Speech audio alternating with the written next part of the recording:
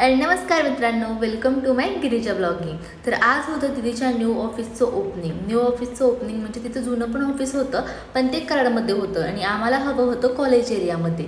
तसं तर आम्हाला इंटेरियर वगैरे छान असा एक गाळा भेटला. त्याच्यानंतर आम्ही त्याचं ओपनिंग कराडमध्ये घेतलं. ते पण ओपनिंग कराडमध्येच आहे, आपल्या HM कॉलेजच्या ठीक समोरच्या साईडला, म्हणजे आपल्या साई गार्डनच्या जवळ ओंकार क्लासेसच्या तिथेच आहे ते आपलं शेवतेज डिजिटल मार्केटिंग.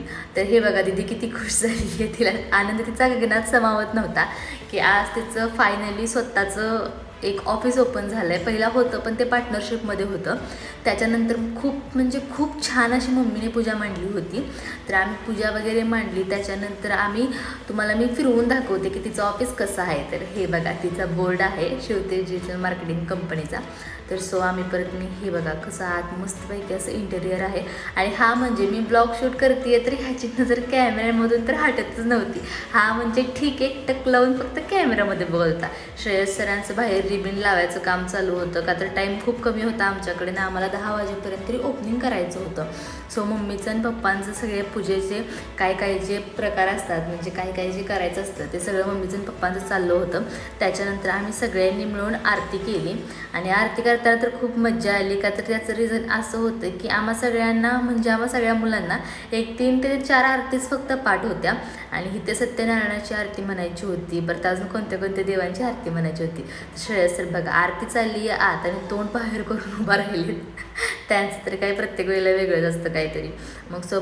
परत आम्ही सगळ्यांनी पूजा मांडली. पूजा वगैरे मांडून आम्ही सगळ्यांनी प्रसादाचं वगैरे घेतला. आणि त्याच्यानंतर आमच्या डोक्यात असं आलं की आज काहीतरी न्यू केलं पाहिजे, का तर तिच्या लाईफसाठी तिने खूप स्ट्रगल केले. आणि तिच्या लाईफसाठी तिने स्ट्रगल केल्यामुळे आज तिच्या स्ट्रगलला कुठे ना कुठेतरी वाव भेटतोय. आणि घरातले पण आमच्या खूप सपोर्टिव्ह आहेत.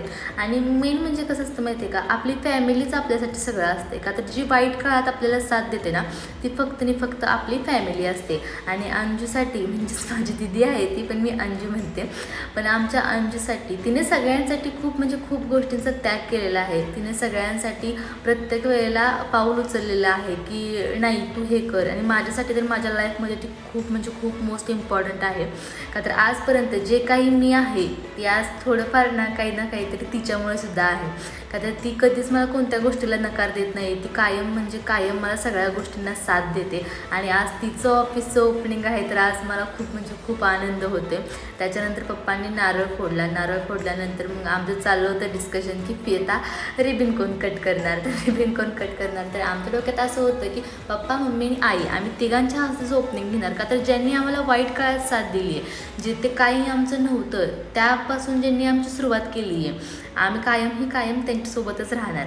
परत त्याच्यानंतर मी आज थोडीफार माझे काहीतरी गोष्टी चालल्या होत्या. म्हणजे अशा गोष्टी चालल्या होत्या की नारळाला कुठे हळदी कुंकू लाव, कोण येणार आहे, त्यांचे आहेर कोणाला काय द्यायचे आहेत.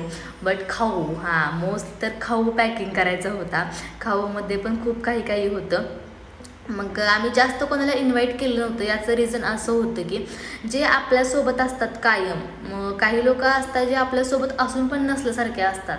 मग ते आम्हाला त्यांना इन्व्हॉल्व करायचं नव्हतं. का तर याचं रिझन असं होतं की ते येणार, परत ते आपल्यालाच काहीतरी बोलणार, आपल्या फॅमिलीला काहीतरी बोलणार. मग ते आम्हाला नको होतं. का तर याचं रिझन असं होतं की एखाद्या मुलाने जर एखाद्या वाढत्या वयात जर त्याने काही केलं तर ते खूप म्हणजे माणसांना असं बोलून दाखवतात की ते बाबा माझ्या मुलाने असं केलं तसं केलं.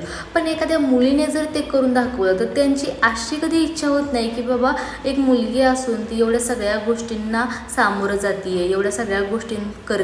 तर ते खूप वेगळ्या गोष्टी असतात. त्याच्यानंतर परत पप्पांनी श्रेयस सरांचा सत्कार घेतला. का तर ते कायम आपल्यासोबत असतात. संध्याकाळी मग परत आम्ही दुपारनंतर जेवायला गेलो.